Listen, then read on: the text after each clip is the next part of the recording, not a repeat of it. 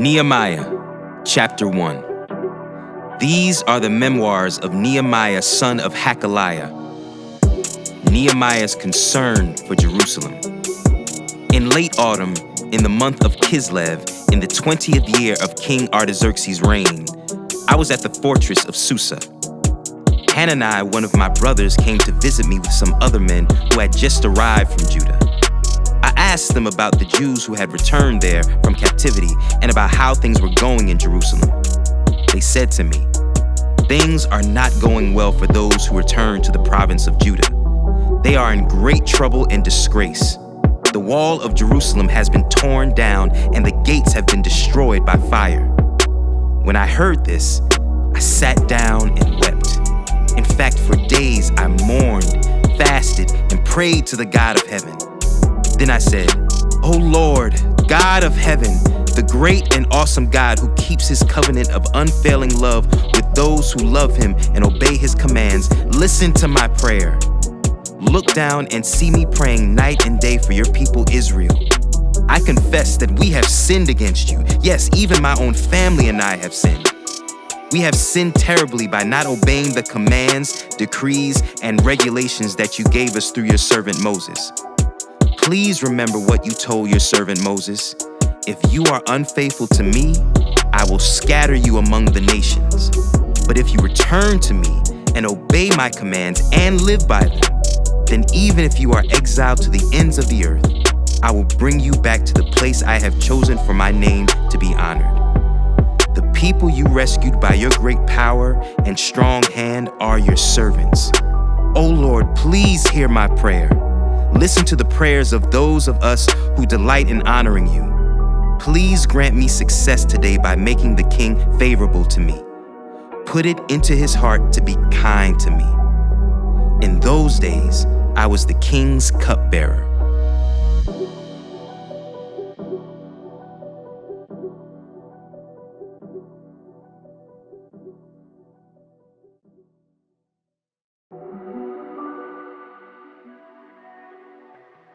Nehemiah, chapter 2.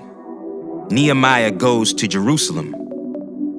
Early the following spring in the month of Nisan, during the 20th year of King Artaxerxes' reign, I was serving the king his wine. I had never before appeared sad in his presence, so the king asked me, "Why are you looking so sad? You don't look sick to me. You must be deeply troubled." Then I was terrified, but I replied, "Long live the king! How can I not be sad?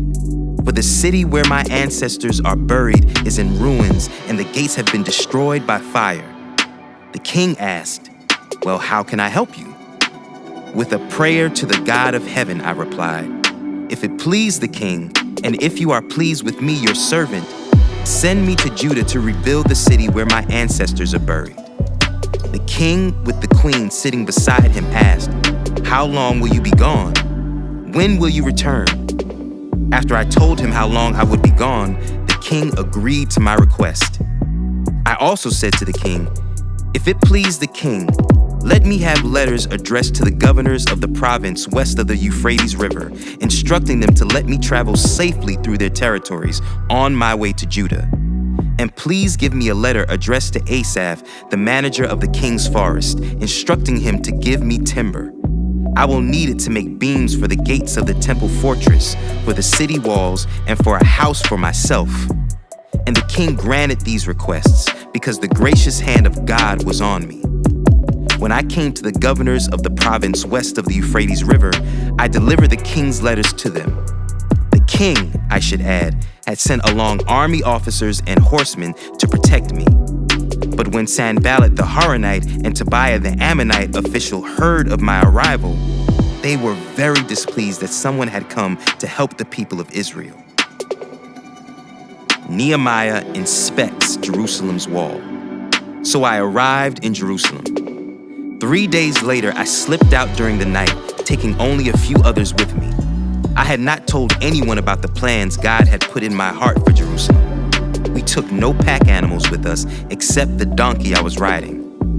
After dark, I went out through the valley gate, past the jackal's well, and over to the dung gate to inspect the broken walls and burned gates. Then I went to the fountain gate and to the king's pool, but my donkey couldn't get through the rubble. So, though it was still dark, I went up the Kidron Valley instead, inspecting the wall before I turned back and entered again at the valley gate. The city officials did not know I had been out there or what I was doing, for I had not yet said anything to anyone about my plans. I had not yet spoken to the Jewish leaders, the priests, the nobles, the officials, or anyone else in the administration. But now I said to them, "You know very well what trouble we are in. Jerusalem lies in ruins, and its gates have been destroyed by fire. Let us rebuild the wall of Jerusalem and end this disgrace." Then I told them about how the gracious hand of God had been on me and about my conversation with the king. They replied at once, "Yes, let's rebuild the wall." So they began the good work. But when Sanballat, Tobiah, and Geshem the Arab heard of our plan, they scoffed contemptuously. "What are you doing? Are you rebelling against the king?" they asked. I replied, "The God of heaven will help us succeed. We, his servants, will start rebuilding this wall. But you have no share, legal right, or historic claim in Jerusalem."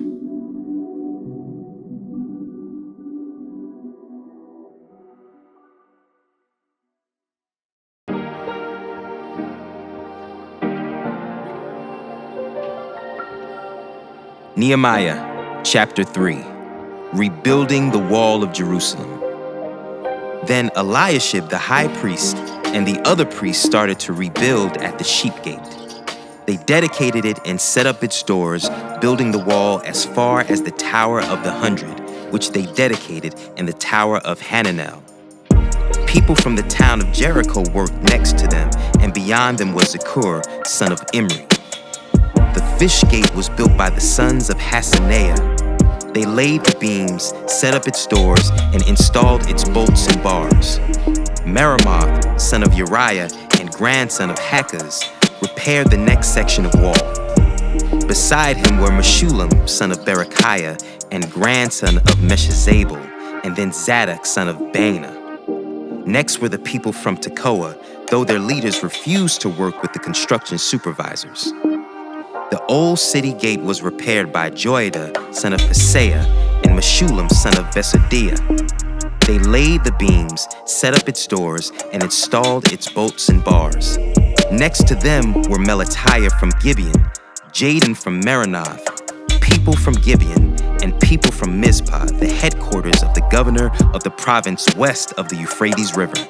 Next was Uzziel, son of Harhaiah, a goldsmith by trade, who also worked on the wall. Beyond him was Hananiah, a manufacturer of perfumes. They left out a section of Jerusalem as they built the broad wall. Rephaiah, son of Hur, the leader of half the district of Jerusalem, was next to them on the wall. Next, Jedaiah, son of Haramath, repaired the wall across from his own house, and next to him was Hattush, son of Hashbaniah. Then came Malchijah, son of Haram, and Hashib, son of Pahath Moab, who repaired another section of the wall and the Tower of the Ovens. Shallum, son of Halahesh, and his daughters repaired the next section. He was the leader of the other half of the district of Jerusalem. The valley gate was repaired by the people from Zanoah, led by Hanan. They set up its doors and installed its bolts and bars.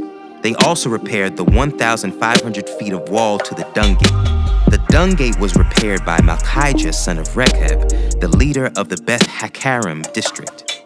He rebuilt it, set up its doors, and installed its bolts and bars. The fountain gate was repaired by Shallum, son of Calhoseh, the leader of the Mizpah district. He rebuilt it, roofed it, set up its doors, and installed its bolts and bars. Then he repaired the wall of the pool of Siloam, near the king's garden, and he rebuilt the wall as far as the stairs that descend from the city of David. Next to him was Nehemiah, son of Azbuk, the leader of half the district of Beth-zur. He rebuilt the wall from a place across from the tombs of David's family, as far as the water reservoir and the house of the warriors. Next to him, repairs were made by a group of Levites working under the supervision of Rehum, son of Benai.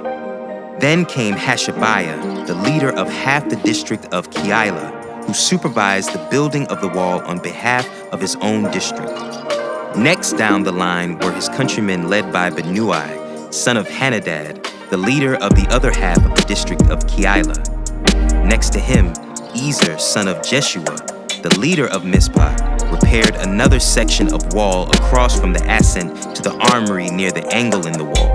Next to him was Baruch, son of Zabbai, who zealously repaired an additional section from the angle to the door of the house of Eliashib, the high priest. Meremoth, son of Uriah, and grandson of Hakaz, rebuilt another section of the wall, extending from the door of Eliashib's house to the end of the house. The next repairs were made by the priests from the surrounding region. After them, Benjamin and Hashab repaired the section across from their house, and Azariah, son of Maaseiah, and grandson of Ananiah, repaired the section across from his house. Next was Binnui, son of Henadad, who rebuilt another section of the wall from Azariah's house to the angle and the corner. Palal, son of Uzai, carried on the work from a point opposite the angle and the tower that projects up from the king's upper house beside the court of the guard. Next to him were Pedaiah, son of Perosh, with the temple servants living on the hill of Ophel, who repaired the wall as far as a point across from the water gate to the east and the projecting tower.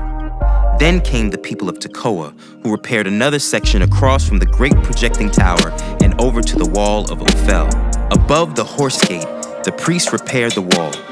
Each one repaired the section immediately across from his own house. Next, Zadok, son of Immer, also rebuilt the wall across from his own house, and beyond him was Shemaiah, son of Shechaniah, the gatekeeper of the east gate. Next, Hananiah, son of Shelemiah, and Hanan, the sixth son of Zalaph, repaired another section, while Meshullam, son of Berechiah, rebuilt the wall across from where he lived. Malchijah, one of the goldsmiths, repaired the wall as far as the housing for the temple servants and merchants across from the inspection gate. Then he continued as far as the upper room at the corner. The other goldsmiths and merchants repaired the wall from that corner to the sheep gate.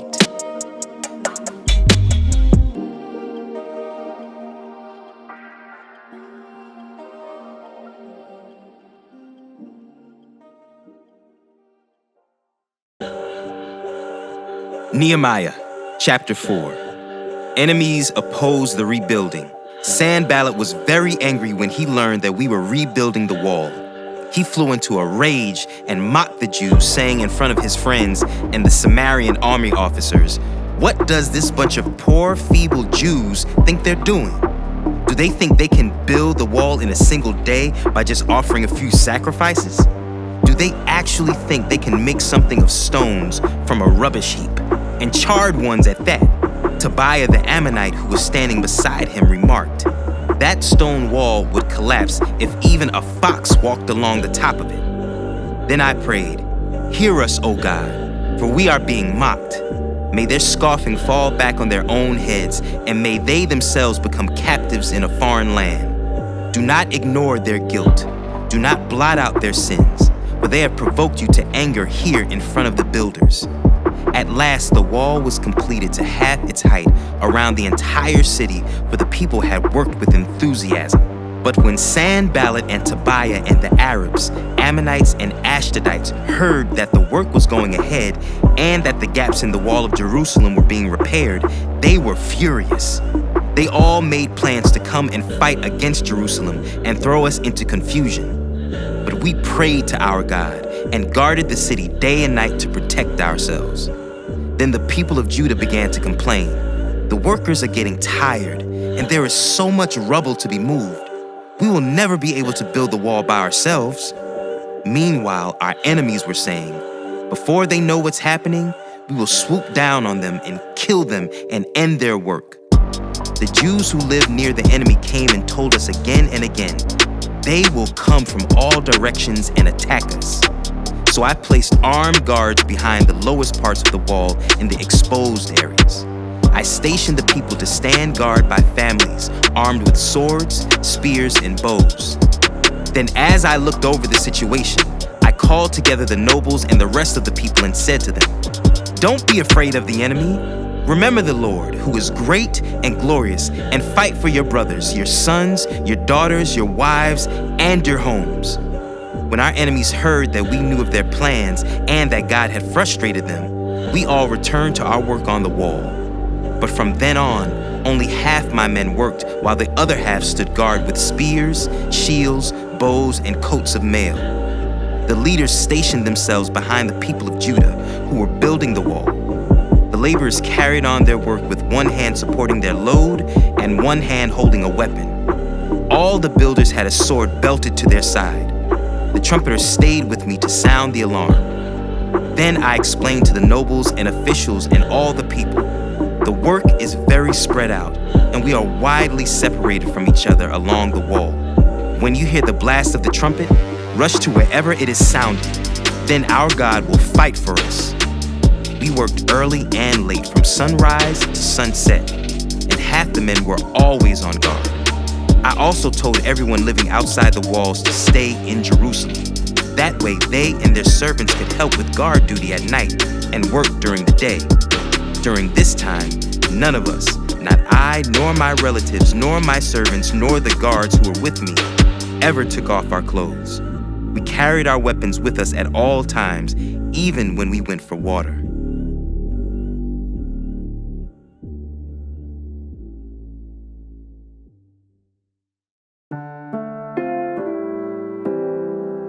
Nehemiah, chapter 5.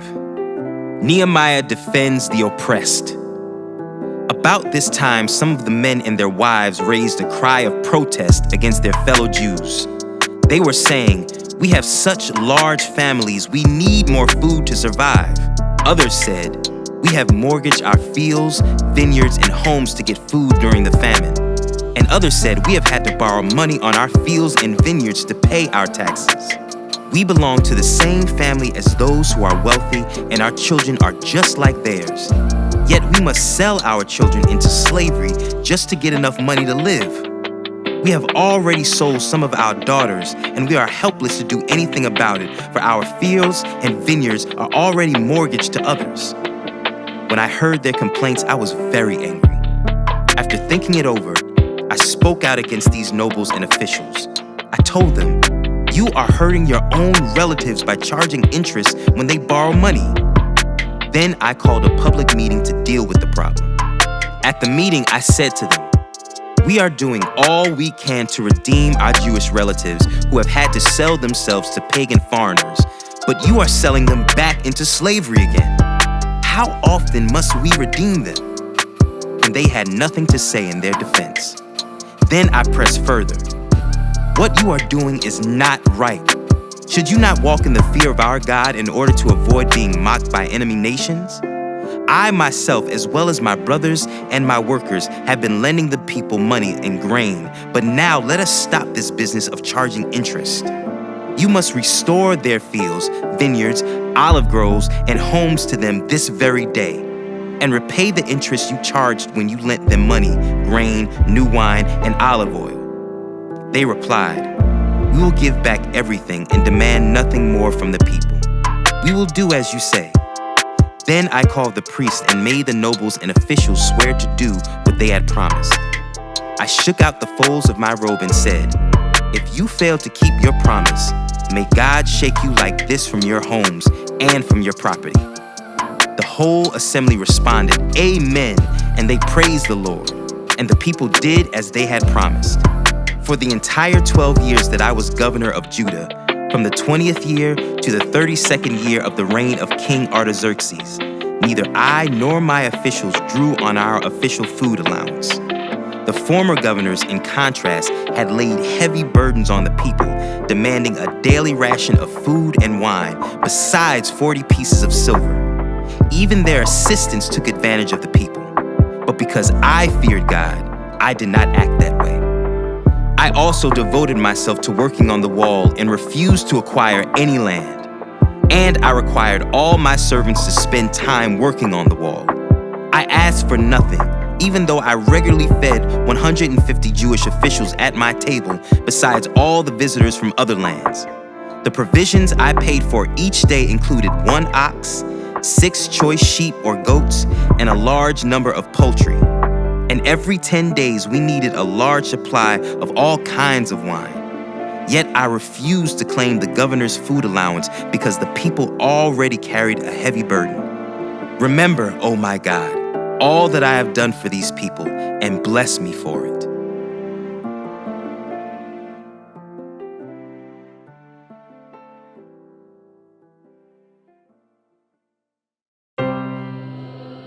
Nehemiah, chapter 6, continued opposition to rebuilding.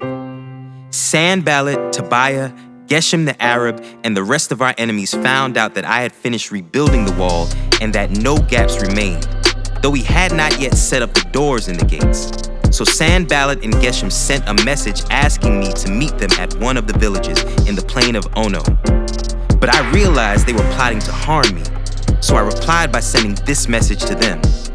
I am engaged in a great work, so I can't come. Why should I stop working to come and meet with you? 4 times they sent the same message, and each time I gave the same reply. The 5th time, Sanballat's servant came with an open letter in his hand, and this is what it said. There is a rumor among the surrounding nations, and Geshem tells me it is true, that you and the Jews are planning to rebel, and that is why you are building the wall. According to his reports, you plan to be their king.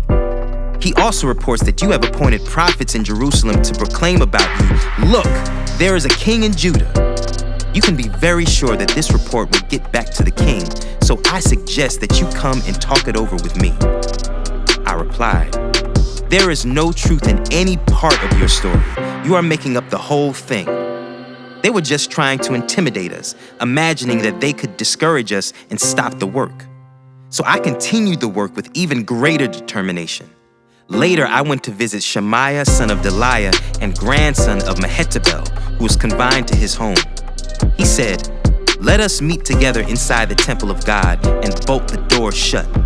Your enemies are coming to kill you tonight. But I replied, should someone in my position run from danger? Should someone in my position enter the temple to save his life? No, I won't do it. I realized that God had not spoken to him, but that he had uttered this prophecy against me because Tobiah and Sanballat had hired him. They were hoping to intimidate me and make me sin. Then they would be able to accuse and discredit me. Remember, oh my God, all the evil things that Tobiah and Sanballat have done. And remember Noadiah the prophet and all the prophets like her who have tried to intimidate me. The builders complete the wall. So, on October 2nd, the wall was finished, just 52 days after we had begun. When our enemies and the surrounding nations heard about it, they were frightened and humiliated. They realized this work had been done with the help of our God. During those 52 days, many letters went back and forth between Tobiah and the nobles of Judah. For many in Judah had sworn allegiance to him because his father-in-law was Shechaniah, son of Arah, and his son Jehohanan was married to the daughter of Meshullam, son of Berechiah. They kept telling me about Tobiah's good deeds, and then they told him everything I said. And Tobiah kept sending threatening letters to intimidate me.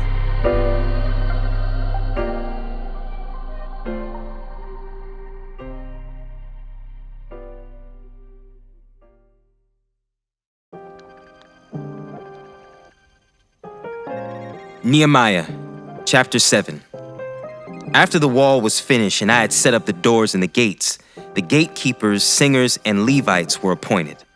I gave the responsibility of governing Jerusalem to my brother Hanani, along with Hananiah, the commander of the fortress, for he was a faithful man who feared God more than most. I said to them, do not leave the gates open during the hottest part of the day, and even while the gatekeepers are on duty, have them shut and bar the doors. Appoint the residents of Jerusalem to act as guards, everyone on a regular watch. Some will serve as sentry posts, and some in front of their own homes. Nehemiah registers the people. At that time, the city was large and spacious, but the population was small, and none of the houses had been rebuilt. So my God gave me the idea to call together all the nobles and leaders of the city, along with the ordinary citizens for registration. I had found the genealogical record of those who had first returned to Judah. This is what was written there. Here is the list of the Jewish exiles of the provinces who returned from their captivity. King Nebuchadnezzar had deported them to Babylon, but now they returned to Jerusalem and the other towns in Judah where they originally lived. Their leaders were Zerubbabel, Jeshua, Nehemiah, Seraiah, Realiah, Nehemiah, Mordecai, Bilshan, Mizpar, Bigvai, Rehum, and Baanah. This is the number of the men of Israel who returned from exile.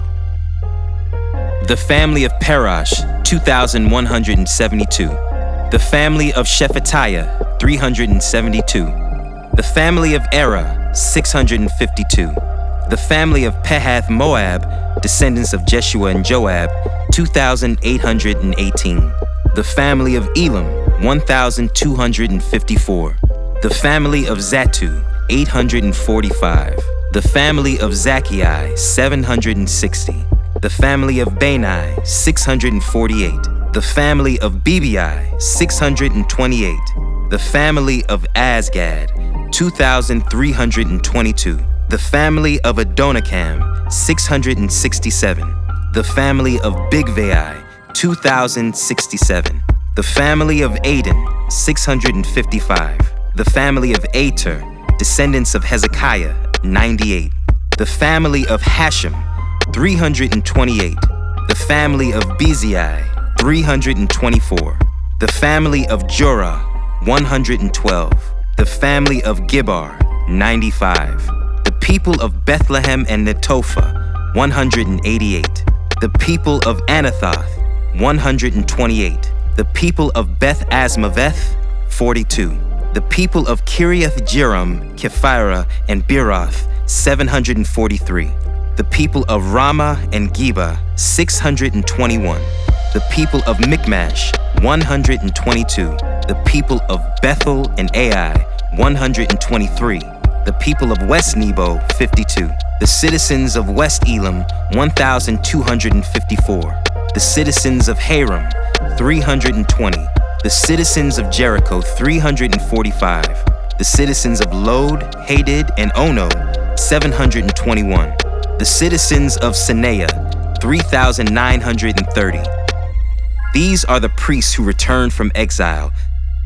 The family of Judea, through the line of Jeshua, 973. The family of Immer, 1,052. The family of Pashur, 1,247. The family of Haram, 1,017. These are the Levites who returned from exile. The families of Jeshua and Kadmiel, descendants of Hodaviah, 74. The singers of the family of Asaph, 148. The gatekeepers of the families of Shalom, Ater, Talmum, Akub, Hattatah, and Shobai, 138. The descendants of the following temple servants returned from exile: Ziha, Hasupha, Tabaoth, Keros, Siaha, Padon, Lebanah, Hagabah, Shalmai, Hanan, Giddel, Gahar, Reaiah, Rezin, Nakoda, Gazim, Uzzah, Paseah, Beza, Meunim, Nephusim, Bakbuk, Hakapha, Harher, Baslith, Mahida, Harsha, Barkos, Sisera, Tema, Neziah, and Hatipha. The descendants of these servants of King Solomon returned from exile: Sotai, Hassaphereth, Peruda, Jaela, Darkon, Giddel, Shephatiah, Hattil, Pokereth, Hassabaim, and Amai. In all, the temple servants and the descendants of Solomon's servants numbered 392. Another group returned at this time from the towns of Tel Melah, Tel Harsha, Kerub, Aden, and Immer. However, they could not prove that they or their families were descendants of Israel. This group included the families of Deliah, Tobiah, and Nekoda, a total of 642 people. 3 families of priests, Hobiah, Hakaz, and Barzillai, also returned. This Barzillai had married a woman who was a descendant of Barzillai of Gilead, and he had taken her family name. They searched for their names in the genealogical records, but they were not found, so they were disqualified from serving as priests. The governor told them not to eat the priest's share of food from the sacrifices until a priest could consult the Lord about the matter by using the Urim and Thummim, the sacred lots. So a total of 42,360 people returned to Judah, in addition to 7,337 servants and 245 singers, both men and women. They took with them 736 horses, 245 mules, 435 camels, and 6,720 donkeys. Some of the family leaders gave gifts for the work. The governor gave to the treasury 1,000 gold coins, 50 gold basins, and 530 robes for the priests. The other leaders gave to the treasury a total of 20,000 gold coins and some 2,750 pounds of silver for the work. The rest of the people gave 20,000 gold coins, about 2,500 pounds of silver, and 67 robes for the priests. So the priests, the Levites, the gatekeepers, the singers, the temple servants, and some of the common people settled near Jerusalem. The rest of the people returned to their own towns throughout Israel. Ezra reads the law. In October, when the Israelites had settled in their towns,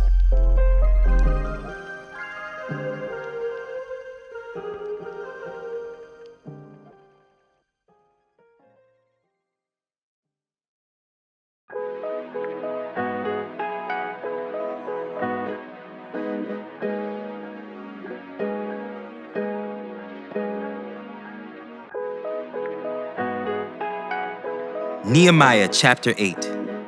All the people assembled with a unified purpose at the square just inside the water gate. They asked Ezra the scribe to bring out the book of the law of Moses, which the Lord had given for Israel to obey. So on October 8th, Ezra the priest brought the book of the law before the assembly, which included the men and women and all the children old enough to understand. He faced the square just inside the water gate from early morning until noon and read aloud to everyone who could understand. All the people listened closely to the book of the law. Ezra the scribe stood on a high wooden platform that had been made for the occasion. To his right stood Mattathiah, Shema, Ananiah, Uriah, Hilkiah, and Maaseiah. To his left stood Pedaiah, Mishael, Malchijah, Hashem, Hashbanadah, Zechariah, and Meshullam. Ezra stood on the platform in full view of all the people. When they saw him open the book, they all rose to their feet. Then Ezra praised the Lord, the great God, and all the people chanted, "Amen, Amen," as they lifted their hands. Then they bowed down and worshiped the Lord with their faces to the ground. The Levites, Jeshua, Bani, Sherebiah, Jamin, Akab, Shabbathai, Hodiah, Maaseiah, Kelita, Azariah, Jozabad, Hanan, and Pelaiah, then instructed the people in the law while everyone remained in their places. They read from the book of the law of God and clearly explained the meaning of what was being read, helping the people understand each passage. Then Nehemiah the governor, Ezra the priest and scribe, and the Levites who were interpreting for the people said to them, "Don't mourn or weep on such a day as this, for today is a sacred day before the Lord your God." For the people had all been weeping as they listened to the words of the law. And Nehemiah continued, "Go and celebrate with a feast of rich foods and sweet drinks, and share gifts of food with people who have nothing prepared. This is a sacred day before our Lord. Don't be dejected and sad, for the joy of the Lord is your strength." And the Levites too quieted the people, telling them, "Hush, don't weep, for this is a sacred day." So the people went away to eat and drink at a festive meal, to share gifts of food, and to celebrate with great joy because they had heard God's words and understood them. The Festival of Shelters. On October 9th, the family leaders of all the people, together with the priests and Levites, met with Ezra the scribe to go over the law in greater detail. As they studied the law, they discovered that the Lord had commanded through Moses that the Israelites should live in shelters during the festival to be held that month. He had said that a proclamation should be made throughout their towns and in Jerusalem, telling the people to go to the hills to get branches from olive, wild olive, myrtle, palm, and other leafy trees. They were to use these branches to make shelters in which they would live during the festival as prescribed in the law. So the people went out and cut branches and used them to build shelters on the roofs of their houses, in their courtyards, in the courtyards of God's temple, or in the squares just inside the water gate and the Ephraim gate. So everyone who had returned from captivity lived in these shelters during the festival, and they were all filled with great joy. The Israelites had not celebrated like this since the days of Joshua, son of Nun. Ezra read from the book of the law of God on each of the 7 days of the festival. Then on the 8th day, they held a solemn assembly, as was required by law.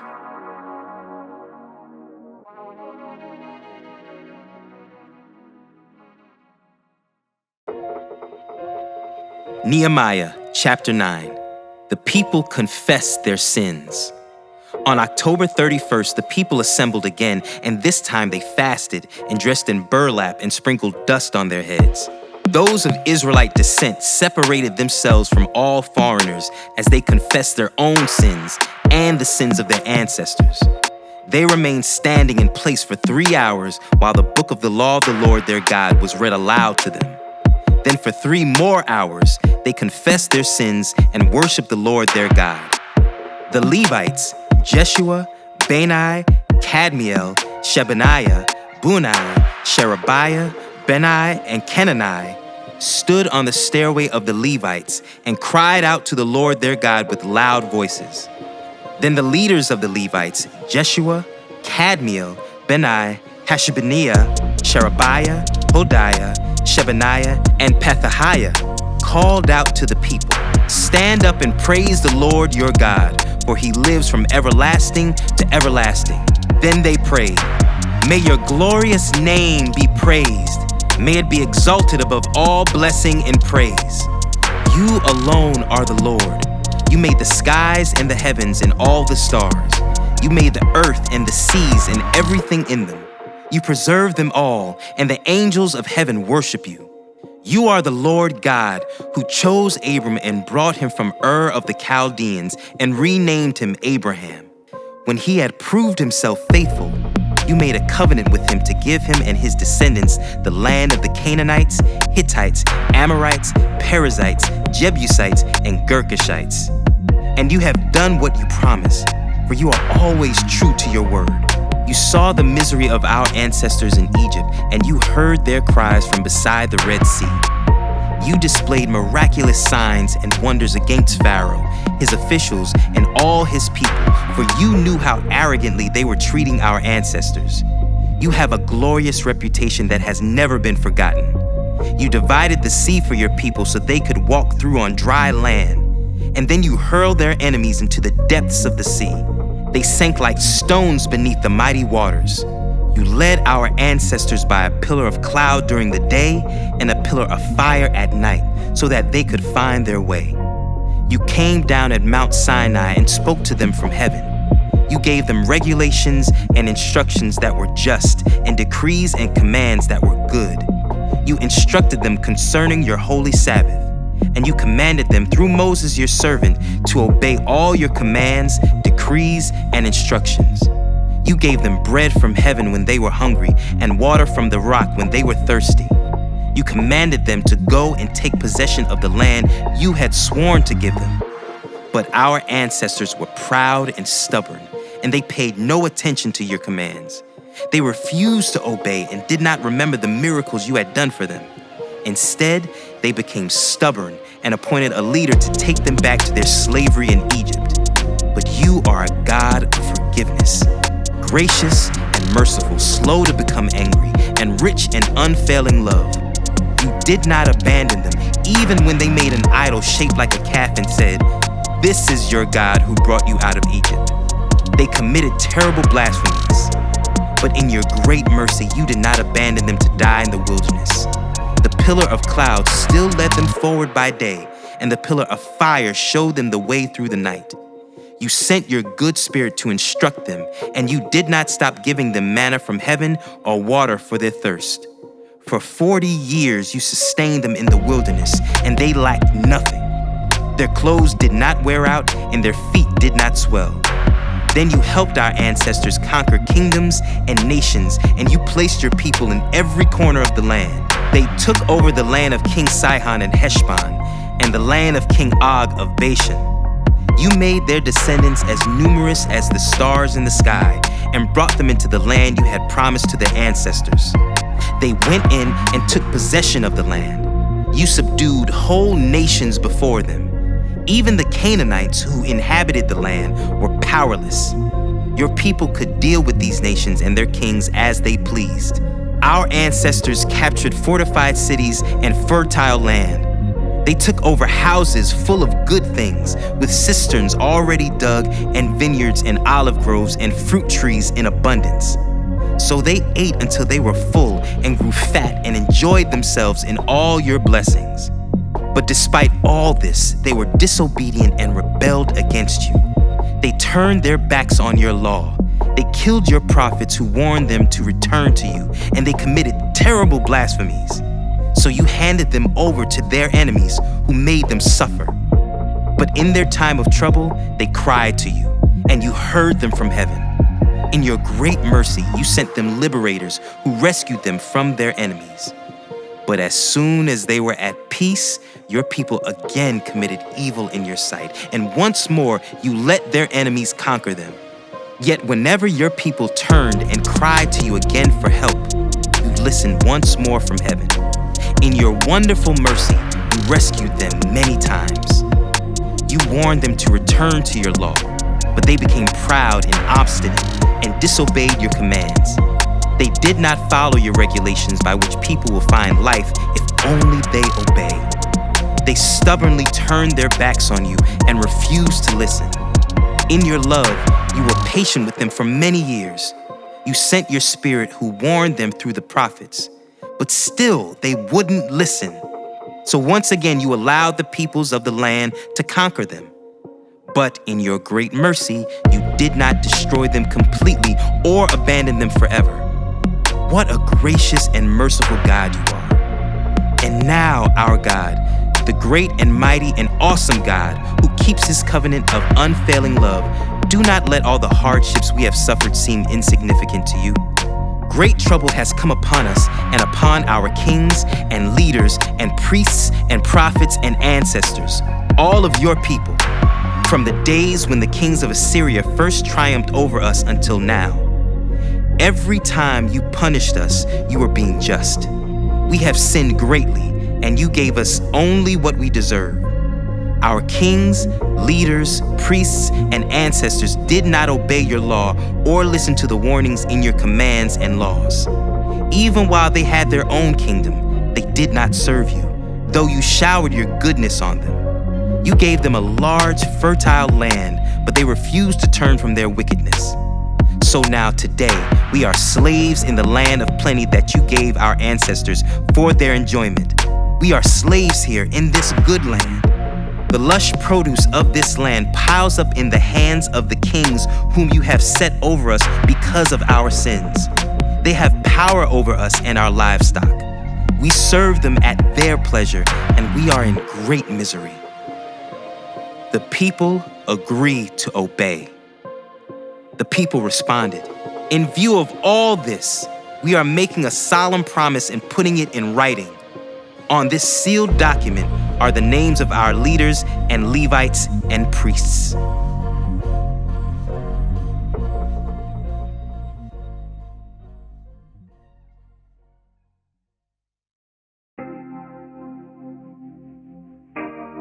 Nehemiah, chapter 10. The document was ratified and sealed with the following names: the governor, Nehemiah, son of Hakaliah, and also Zedekiah. The following priests: Seraiah, Azariah, Jeremiah, Pashur, Amariah, Malchijah, Hattush, Shebaniah, Malach, Haram, Meremoth, Obadiah, Daniel, Ginnathon, Baruch, Meshullam, Abijah, Mijamim, Maaziah, Bilgai, and Shemaiah. These were the priests. The following Levites: Jeshua, son of Azaniah, Benui from the family of Henadad, Kadmiel, and their fellow Levites, Shebaniah, Hodiah, Kelita, Peliah, Hanan, Micah, Rehob, Hashabiah, Zachar, Sherebiah, Shebaniah, Hodiah, Benai, and Beninu. The following leaders: Parush, Beth Moab, Elam, Zetu, Benai, Bunai, Asgad, Bebai, Adonijah, Bigvai, Aden, Ater, Hezekiah, Azar, Hodiah, Hashem, Bezai, Harif, Anathoth, Nebai, Magpiash, Heshulam, Hezer, Meshezabel, Zadok, Jaddua, Pelatiah, Hanan, Anaiah, Hoshea, Hananiah, Hashub, Halohesh, Pilha, Shobek, Rehum, Hashabnah, Maaseiah, Ahiah, Hanan, Anan, Malach, Haram, and Baanah. The vow of the people. Then the rest of the people, the priests, Levites, gatekeepers, singers, temple servants, and all who had separated themselves from the pagan people of the land in order to obey the law of God, together with their wives, sons, daughters, and all who were old enough to understand, joined their leaders and bound themselves with an oath.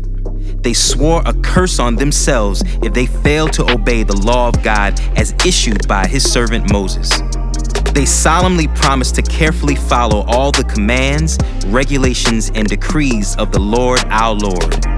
We promise not to let our daughters marry the pagan people of the land, and not to let our sons marry their daughters. We also promise that if the people of the land should bring any merchandise or grain to be sold on the Sabbath or on any other holy day, we will refuse to buy it. Every 7th year, we will let our land rest, and we will cancel all debts owed to us. In addition, we promise to obey the command to pay the annual temple tax of 1/8 of an ounce of silver for the care of the temple of our God. This will provide for the bread of the presence, for the regular grain offerings and burnt offerings, for the offerings on the Sabbaths, the new moon celebrations, and the annual festivals, for the holy offerings, and for the sin offerings to make atonement for Israel. It will provide for everything necessary for the work of the temple of our God. We have cast sacred lots to determine when, at regular times each year, the families of the priests, Levites, and the common people should bring wood to God's temple to be burned on the altar of the Lord our God, as is written in the law. We promise to bring the first part of every harvest to the Lord's temple year after year, whether it be a crop from the soil or from our fruit trees. We agreed to give God our oldest sons and the firstborn of all our herds and flocks, as prescribed in the law. We will present them to the priests who minister in the temple of our God. We will store the produce in the storerooms of the temple of our God. We will bring the best of our flour and other grain offerings, the best of our fruit, and the best of our new wine and olive oil. And we promise to bring to the Levites 1/10 of everything our land produces, for it is the Levites who collect the tithes in all our rural towns. A priest, a descendant of Aaron, will be with the Levites as they receive these tithes. And 1/10 of all that is collected as tithes will be delivered by the Levites to the temple of our God and placed in the storerooms. The people and the Levites must bring these offerings of grain, new wine, and olive oil to the storerooms and place them in the sacred containers near the ministering priests, the gatekeepers, and the singers. We promise together not to neglect the temple of our God.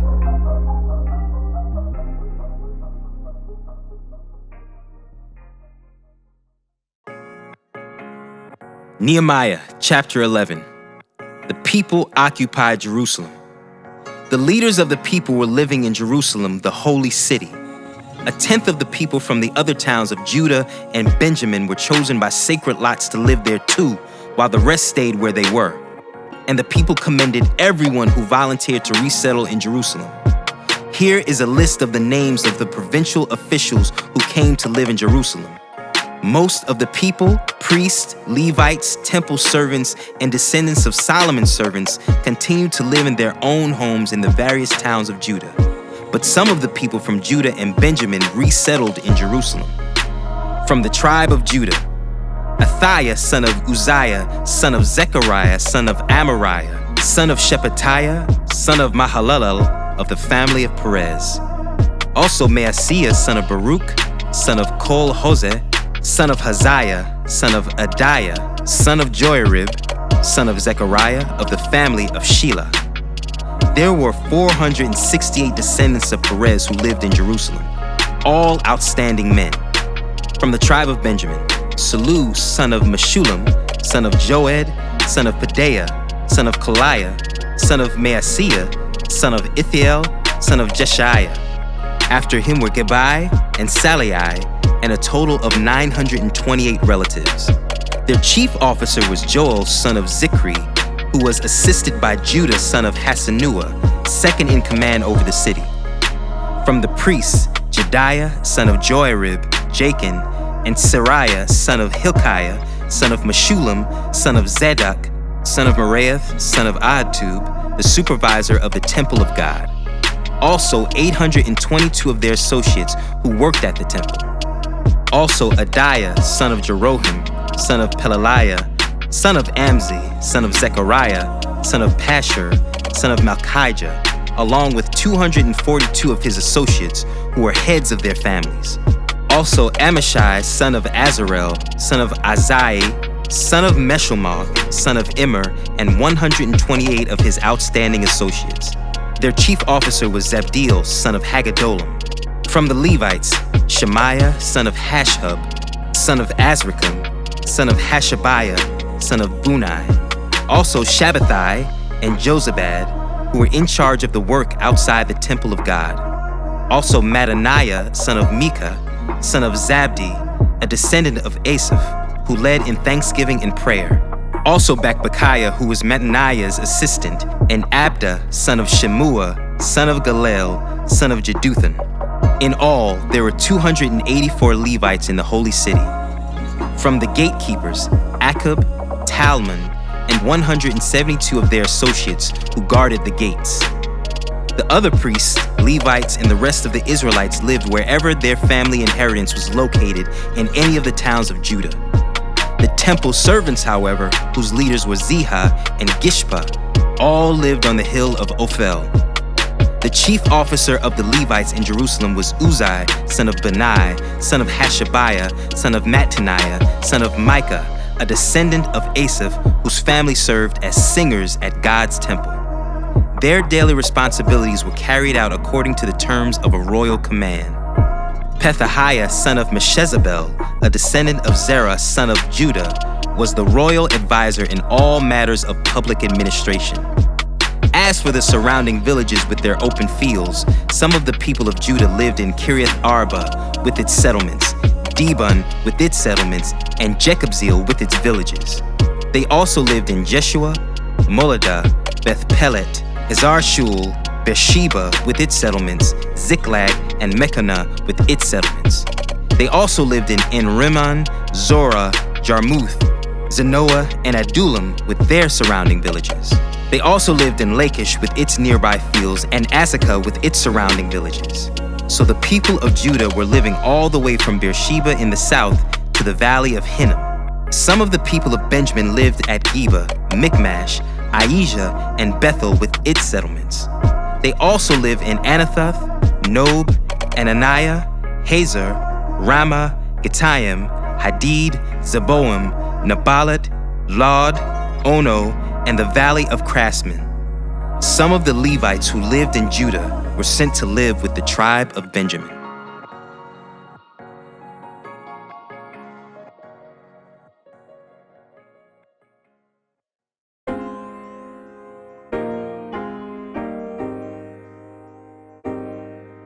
Nehemiah, chapter 12. A history of the priests and Levites.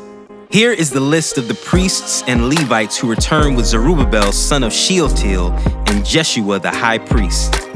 Seraiah, Jeremiah, Ezra, Amariah, Malach, Hattush, Shechaniah, Haram, Meremoth, Iddo, Ginnathan, Abijah, Miniamin, Moadiah, Bilgah, Shemaiah, Joiarib, Jedaiah, Salu, Amok, Hilkiah, and Jedaiah. These were the leaders of the priests and their associates in the days of Jeshua.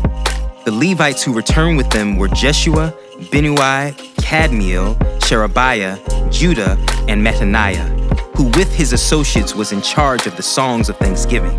Their associates Bakbukiah and Unai stood opposite them during the service. Jeshua the high priest was the father of Joachim. Joachim was the father of Eliashib.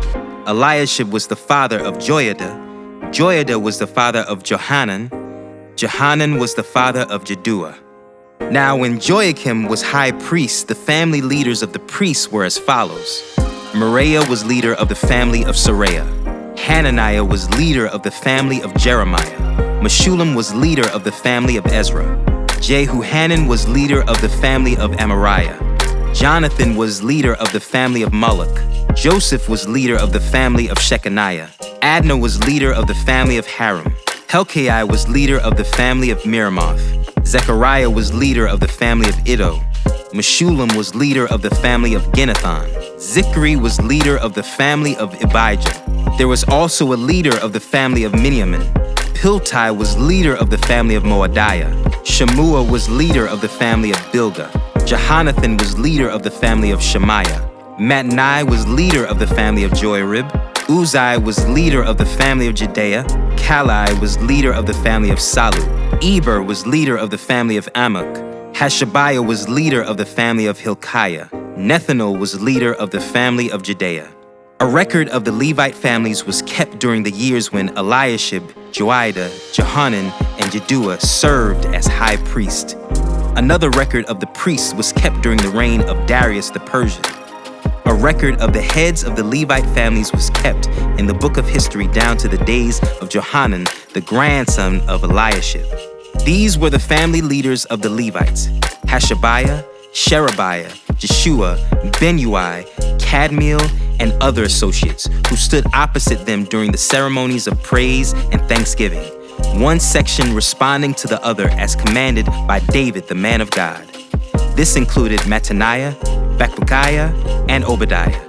Meshullam, Talmon, and Akab were the gatekeepers in charge of the storerooms at the gates. These all served in the days of Jehoiakim, son of Jeshua, son of Jehozadak, and in the days of Nehemiah the governor and of Ezra the priest and scribe. Dedication of Jerusalem's wall. For the dedication of the new wall of Jerusalem, the Levites throughout the land were asked to come to Jerusalem to assist in the ceremonies. They were to take part in the joyous occasion with their songs of thanksgiving and with the music of cymbals, harps, and lyres. The singers were brought together from the region around Jerusalem and from the villages of the Netophathites. They also came from Beth Gilgal and the rural areas near Geba and Asmapheth, for the singers had built their own settlements around Jerusalem. The priests and Levites first purified themselves, then they purified the people, the gates, and the wall. I led the leaders of Judah to the top of the wall and organized 2 large choirs to give thanks. One of the choirs proceeded southward along the top of the wall to the dung gate. Hoshea and half the leaders of Judah followed them, along with Azariah, Ezra, Meshullam, Judah, Benjamin, Shemaiah, and Jeremiah. Then came some priests who played trumpets, including Zechariah, son of Jonathan, son of Shemaiah, son of Mattaniah, son of Micaiah, son of Zakur, a descendant of Asaph. And Zechariah's colleagues were Shemaiah, Azarel, Milalai, Gilalai, Mai, Nethanel, Judah, and Hanani. They used the musical instruments prescribed by David, the man of God. Ezra the scribe led this procession. At the fountain gate, they went straight up the steps on the ascent of the city wall toward the city of David. They passed the house of David and then proceeded to the water gate on the east.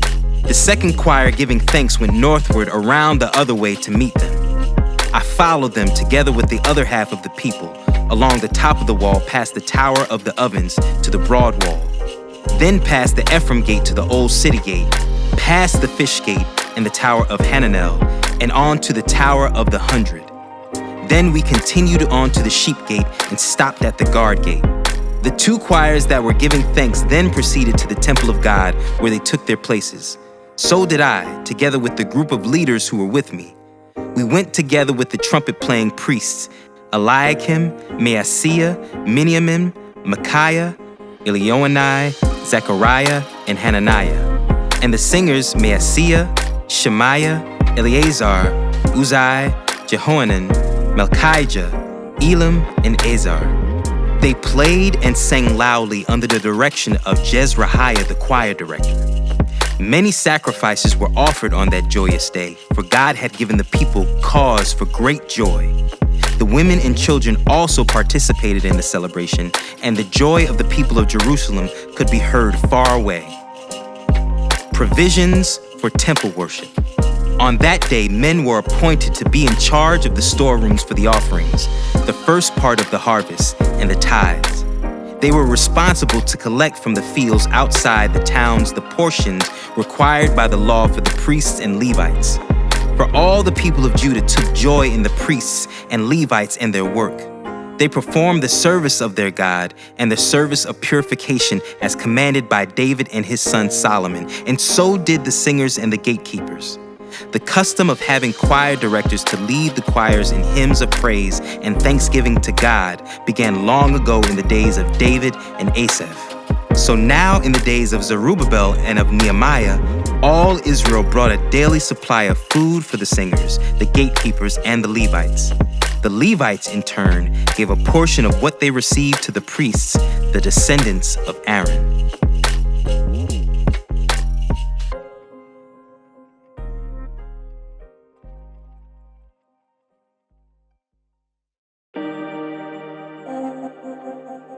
Nehemiah, chapter 13. Nehemiah's various reforms. On that same day as the book of Moses was being read to the people, the passage was found that said, no Ammonite or Moabite should ever be permitted to enter the assembly of God, for they had not provided the Israelites with food and water in the wilderness. Instead, they hired Balaam to curse them, though our God turned the curse into a blessing. When this passage of the law was read, all those of foreign descent were immediately excluded from the assembly. Before this had happened, Eliashib the priest, who had been appointed as supervisor of the storerooms of the temple of our God, and who was also a relative of Tobiah, had converted a large storage room and placed it at Tobiah's disposal. The room had previously been used for storing the grain offerings, the frankincense, various articles for the temple, and the tithes of grain, new wine, and olive oil, which were prescribed for the Levites, the singers, and the gatekeepers, as well as the offerings for the priests. I was not in Jerusalem at that time, for I had returned to King Artaxerxes of Babylon in the 32nd year of his reign, though I later asked his permission to return. When I arrived back in Jerusalem, I learned about Eliashib's evil deed in providing Tobiah with a room in the courtyards of the temple of God. I became very upset and threw all of Tobiah's belongings out of the room. Then I demanded that the rooms be purified, and I brought back the articles for God's temple, the grain offerings, and the frankincense. I also discovered that the Levites had not been given their prescribed portions of food. So they and the singers who were to conduct the worship services had all returned to work their fields. I immediately confronted the leaders and demanded, "Why has the temple of God been neglected?" Then I called all the Levites back again and restored them to their proper duties. And once more, all the people of Judah began bringing their tithes of grain, new wine, and olive oil to the temple storerooms. I assigned supervisors for the storerooms, Shelemiah the priest, Zadok the scribe, and Pedaiah one of the Levites.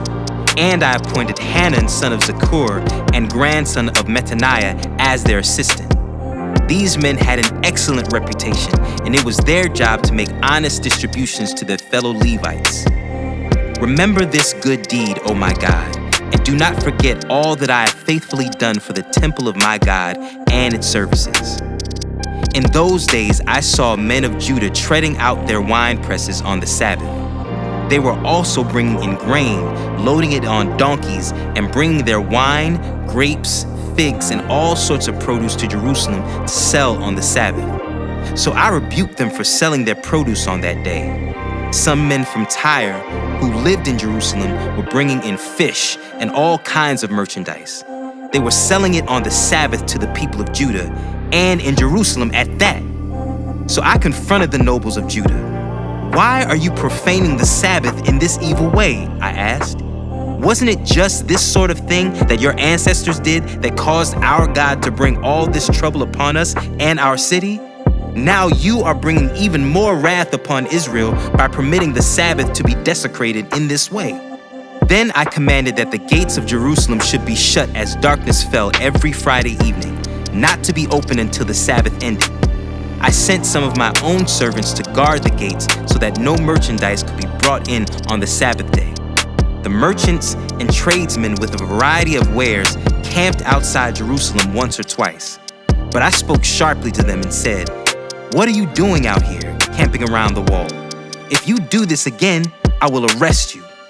And that was the last time they came on the Sabbath. Then I commanded the Levites to purify themselves and to guard the gates in order to preserve the holiness of the Sabbath. Remember this good deed also, O my God. Have compassion on me according to your great and unfailing love. About the same time, I realized that some of the men of Judah had married women from Ashdod, Ammon, and Moab.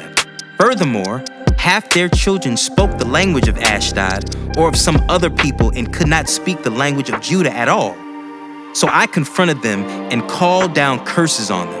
I beat some of them and pulled out their hair. I made them swear in the name of God that they would not let their children intermarry with the pagan people of the land.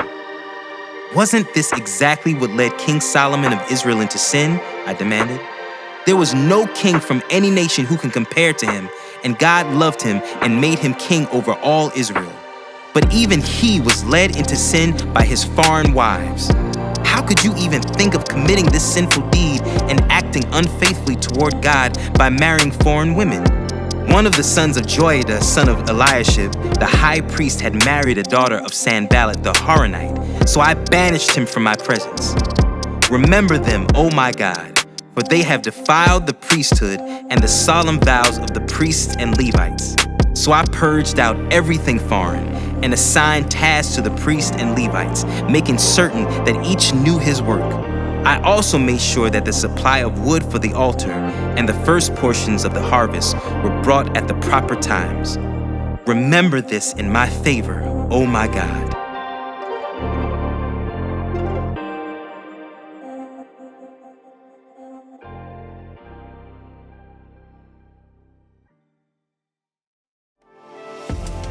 Thanks for listening to the Streetlights Audio Bible. Hope you enjoyed it. Please share it with others. We are supported by people like you.